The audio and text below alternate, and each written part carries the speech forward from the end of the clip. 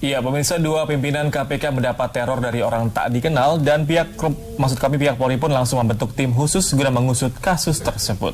Ya, lalu sudah sejauh apa penanganan kasus teror yang diterima pimpinan KPK? Telah ada Priscila Puspa bersama Karopen Mas Divhumas Polri, Brigjen Polisi Dedi Prasetyo. Silakan Priscila. Ya, Reva dan juga Fahmana serta pemirsa, dua pimpinan Komisi Pemberantasan Korupsi atau KPK mendapat ancaman teror mulai dari bom molotov hingga tas yang diduga berisi bom disangkutkan di pagar halaman rumah pimpinan KPK. Dan untuk mengetahui bagaimana penyelidikan dari kasus teror bom yang mengancam ataupun melibatkan dua rumah pimpinan KPK, saat ini saya sudah bersama dengan Kanonpemas Mabes Polri, Brigjen Pol Dedi Prasetyo. Selamat sore, Bapak. Selamat sore, Mbak. Pak, ini tadi pagi kita mendapat kabar dini hari ada di rumah Wakil Ketua dari KPK ini mendapat atau dilempar bom molotov. Itu benar atau bagaimana, Pak? Kalau untuk rumahnya kediaman Pak Laude ya, memang ada dugaan seperti itu, Mbak. Oleh karenanya tim yang sudah dibentuk oleh Bapak Kapolda Metro di backup nanti dari Mabes Polri. Di Mabes Polri kita punya laboratorium forensik, kita punya Inavis, kemudian kita punya Densus 88 membackup tim yang sudah dibentuk oleh Pak Kapolda Metro untuk melakukan analisa dan pendalaman barang bukti yang berhasil diamankan oleh pihak kepolisian.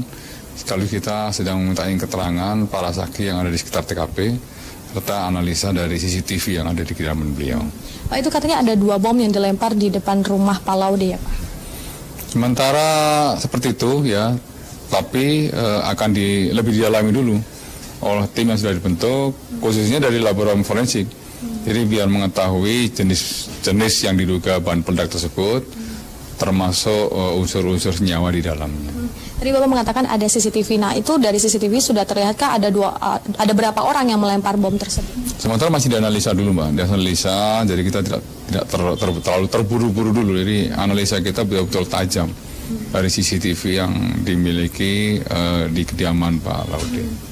Pak, kemudian kita dapat informasi selain di rumah Pak Laude di Jakarta Selatan, di Jati Asih di Bekasi juga ada info di rumah Pak Agus disangkutkan sebuah tas yang diduga isinya bom. Benar Pak? Kalau di tempat Pak Agus kebetulan yang pertama kali mengetahui ada benda atau barang yang mencurigakan digantung tidak salah lazimnya, yaitu di pagar kediaman beliau ya. Pada saat ada anggota patroli, anggota Polsek melaksanakan patroli melihat itu, setelah melihat benda dan barang yang mencurigakan tergantung tidak pada tempatnya, segera menginformasikan kepada Polres. Ya, langsung dilakukan pengamanan TKP. Kemudian tim dari Gegana Polda Metro turun ke lapangan, langsung mendeteksi apakah benda tersebut membahayakan atau tidak. Kemudian dilakukan sterilisasi, setelah dilakukan sterilisasi dianalisa, kemudian benda itu berhasil diamankan. Kemudian benda itu dibawa ke Gegana dan nanti akan diserahkan ke lapor untuk dicek juga senyawa atau partikel apa yang ada di dalam benda yang mencurigakan tersebut. Kalau misalnya itu memang terbukti bom itu, kita bisa tahunya dalam waktu berapa lama, Pak? Ya, sangat ditentukan dari hasil laboratorium forensik ya. Karena laboratorium forensik yang sangat berkompeten ya untuk bisa menyampaikan ke publik apakah benda ini jenisnya bom atau tidak. Kalau misalnya jenisnya bom, nanti dicek lagi apakah ini low atau high. Ya, kemudian di dalamnya itu apa barang-barang yang bisa membahayakan orang. Akan terus sedetail apapun nanti akan didalami terus oleh tim pelapor. Kalau yang di rumah Pak Laude itu kan katanya bom molotov. Nah, itu memang itu tinggi atau bisa mengakibatkan seperti apa, Pak, kalau memang meledak seperti itu? Ya, kalau bom molotov setahu saya jenisnya low explosive ya. Dan bom itu kan yang dibuat dari bahan bakar aja, dikasih sumbu, kemudian dimasukkan ke dalam botol, dilempar gitu, dibakar, dilempar. Makanya tadi di kediamannya Pak Laude itu ada bekas asap ya.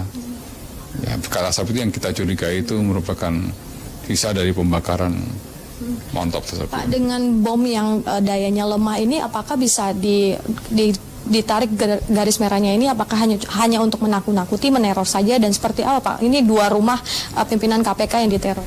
Ya, nanti apabila ya dalam waktu dekat pelakunya bisa tertangkap oleh tim yang sudah dibentuk oleh Bapak Kapolda Metro Jaya, akan akan terbuka secara terang benderang bahwa pelaku ini memiliki motif apa. Dari situ nanti juga akan kita sampaikan ke publik. Seperti itu. Pak, kalau ini kan sudah 2 rumah pimpinan KPK, ini koordinasi atau komunikasi antara Polri dan KPK untuk penjagaan pimpinan KPK dan juga anggota KPK lainnya seperti apa, Pak? Jadi kami sudah koordinasi tadi dengan Pak Feby, juru bicara KPK. Secara umum untuk keamanan sudah bisa cukup lah ya, dengan keamanan internal maupun dari anggota polisi yang melekat. Apabila memang dibutuhkan, nanti pihak kepolisian akan siap membackup keamanan dan menjamin keamanan dari pimpinan KPK. Tapi untuk saat ini penjagaan itu masih sifatnya biasa saja, belum ada yang ekstra lebih dari biasanya seperti itu? Ya sementara masih biasa aja, Mbak. Normatif aja, karena situasi bisa kita kendalikan dan alhamdulillah Jakarta secara umum sangat kondusif. Terima kasih Bapak untuk informasinya. Dan pemirsa, memang sudah dikatakan kondusif untuk 2 rumah pimpinan KPK, baik di rumah Wakil Ketua Laude dan juga Ketua KPK Agus Raharjo. Dan kita berharap polisi segera mengusut tuntas kasus teror yang mengancam rumah pimpinan KPK. Dengan demikian yang dapat kami sampaikan langsung dari Mabes Polri, Jakarta Selatan. Kembali ke studio Reva dan juga Vandana. Terima kasih rekan Priscila atas laporan Anda langsung dari Mabes Polri, Jakarta Selatan.